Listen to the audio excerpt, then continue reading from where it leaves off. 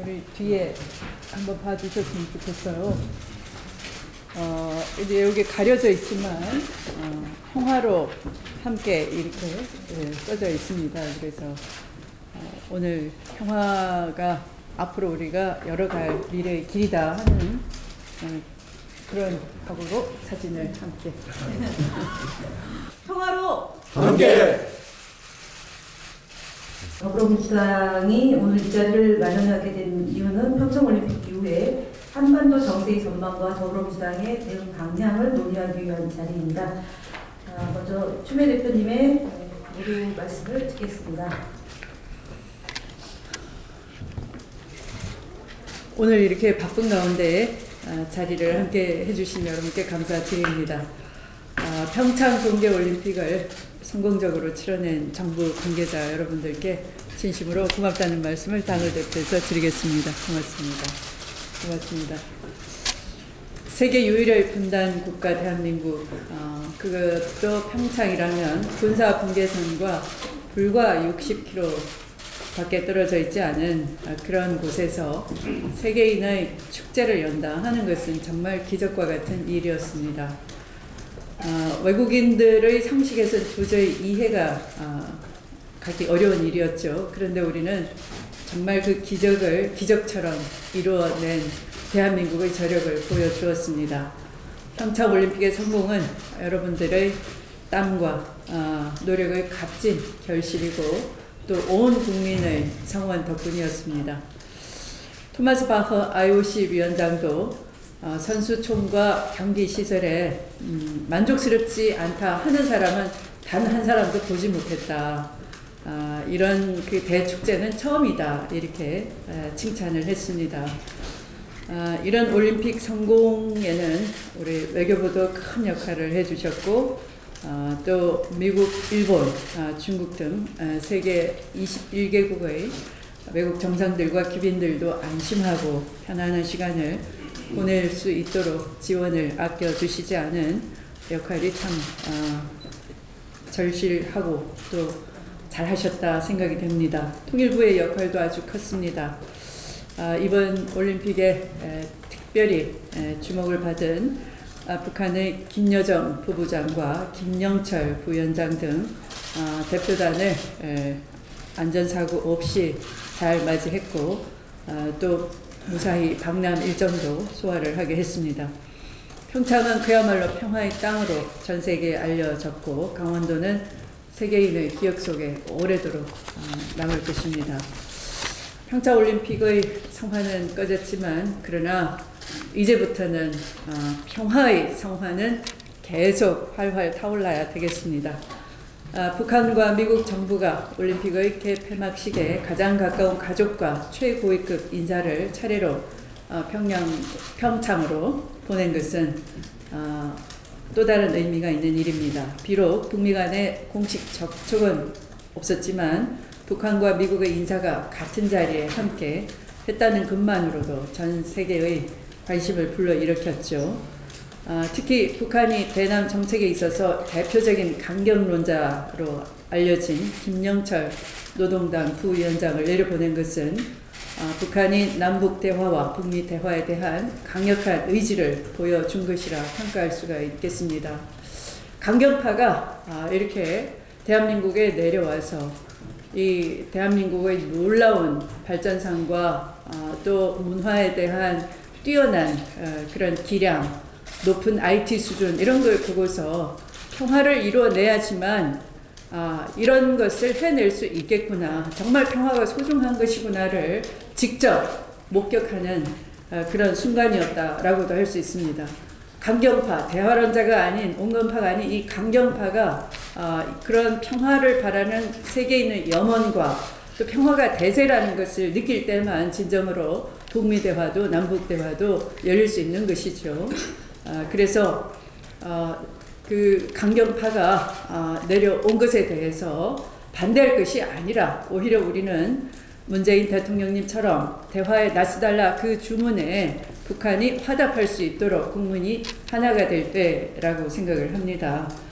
그래서 김영철 부위원장도 미국과 대화의 문은 열려 있다라고 화답을 했던 것이 아닌가 짐작이 되고, 또 이것은 김정은 위원장의 뜻이 아니면 할 수 없는 대답이 아니었나 이렇게 생각을 합니다. 그래서 그동안 꽁꽁 얼어붙었던 북미 대화의 물꼬가 틔워질 전망인 것이고, 우리는 차분하고 또 냉철하게 하나씩 이런 평화의 물길을 열어 나가야 하겠습니다.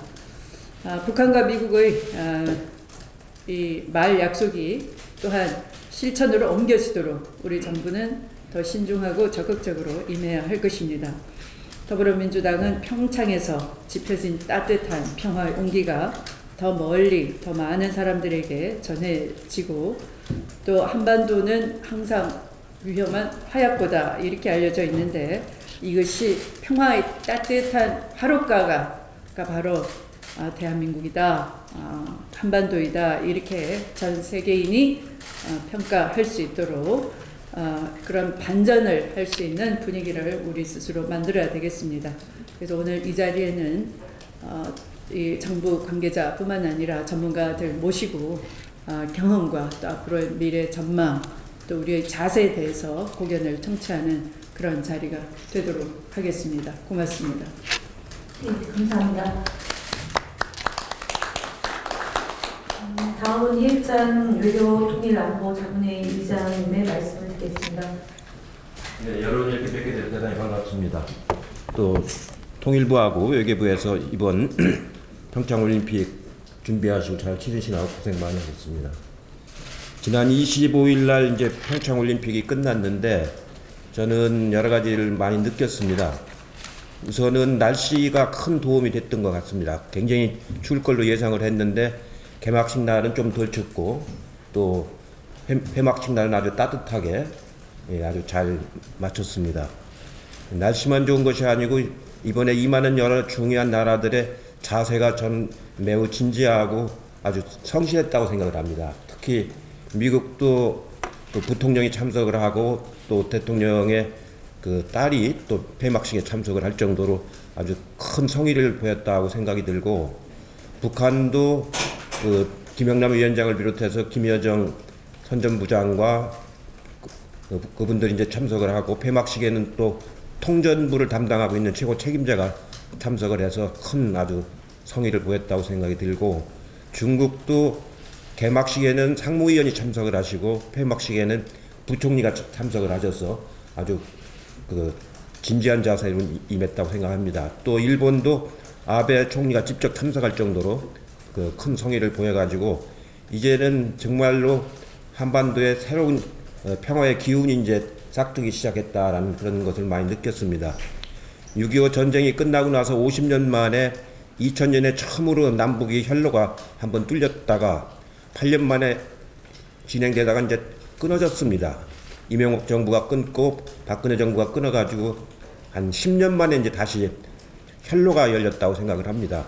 정말 소중한 기회입니다. 이 혈로를 잘 살려가지고 이 한반도 평화, 동북아 평화 체제가 만들어질 수 있는 좋은 기회를 만들어야 된다고 생각을 합니다. 또 북미 간에도 그동안에 서로 그 대화가 전혀 되지가 않다가 이제는 조건이 맞으면 하겠다는 정도로 한 단계 발전을 했습니다. 그 조건이 서로 좀 차이가 있긴 하지만 지난번보다는 훨씬 더 발전한 단계라고 생각이 들기 때문에 그 조건을 어떻게 만들어 나가느냐가 매우 중요하고, 대통령께서도 그런 그 상황을 잘 만들어 나간다는 그런 취지로 말씀을 많이 하셨고, 금기시된 용어들이 이제 테이블에 나오기 시작을 했습니다. 이런 상황을 잘 거쳐서 이제 나가야 되는데, 다만 지금까지 당국자들 간의 이런 합의라든가 회담이라든가 이것만에 의존하지 말고 이제는 민간 부분의 교류를 더 활발하게 뒷받침을 해야 된다고 생각을 합니다. 인적 교류도 하고 문화적 교류, 또 학술 교류, 이런 여러 가지 분야에서 교류를 많이 해나가는 것이 더욱더 이 남북 간의 교류를 확대하는 것이 매우 중요하다고 생각하고 있습니다. 또 유엔 안보리 제재에 해당되지 않는 분야들이 여러 분야가 있습니다. 너무 우리는 모든 게 유엔 안보리 제재를 받고 있다고 판단하고 있는데 그렇지 않고 피해갈 수 있는 분야들이 여러 분야가 있습니다. 아마 관광 같은 건 지금 제재 분야가 아니죠. 이런 분야들은 이제 잘 살려가지고 훨씬 더 교류를 확대해 나갈수록 당국 간의 회담도 훨씬 풍부해지고 분위기가 잘 살아나갈 수 있겠다고 생각이 듭니다. 다만 우리 내부에 아직도 냉전 체제에 빠져 있는 그런 사람들이 많이 있습니다. 그 사람들에게도 우리가 훨씬 더 설득을 해가면서 함께 할 수 있는 그런 기회를 만들어 나가고 포용하는 자세로 나가는 것이 매우 중요하다고 지금 생각을 하고 있습니다. 그런 부분들이 계속해서 이렇게 대립각을 세울수록 오히려 훨씬 더 남북 관계를 추진하는 데 어려움이 더 많습니다. 특히 제 경험으로는 2000년도에도 각 당의 정책의장을 같이 가자고 이제 했는데 다 갔는데 그때 이제 한나라당 사람들만 안 갔었어요. 근데 역시 갔다 오면은 그때 갔다 온 사람들은 나중에 대화도 잘 되고 교류협력기금을 만드는데도 아주 협조적으로 잘 됐습니다. 이번에도 정상회담이 언제 있을지는 모르겠습니다만 각 당을 다 같이 초청을 해서 함께 할 수 있는 그런 기회를 청와대에 건의를 좀 드렸으면 좋겠습니다. 아무튼 이번 기회를 잘 살려서 이제는 다시는 이제 분단으로 인한 고통을 우리 국민들이 겪지 않는 그런 기회로 삼았으면 좋겠습니다. 고맙습니다. 네, 감사합니다. 마지막으로 조명균 장관님의 말씀을 드리겠습니다. 예, 주위의 대표님 그리고 오늘 당정이 함께하는 자리를 만들어 주신 외교통일안보자문회의 이해찬 의장님, 심재원 수석부의장님 그리고 오늘 함께해 주신 자문위원님들께 감사의 말씀을 드립니다. 평창 동계올림픽 기간 중에 지난 1월 25일부터 어제까지 총 500명의 북한의 다양한 형태의 대표단이 참가하였습니다.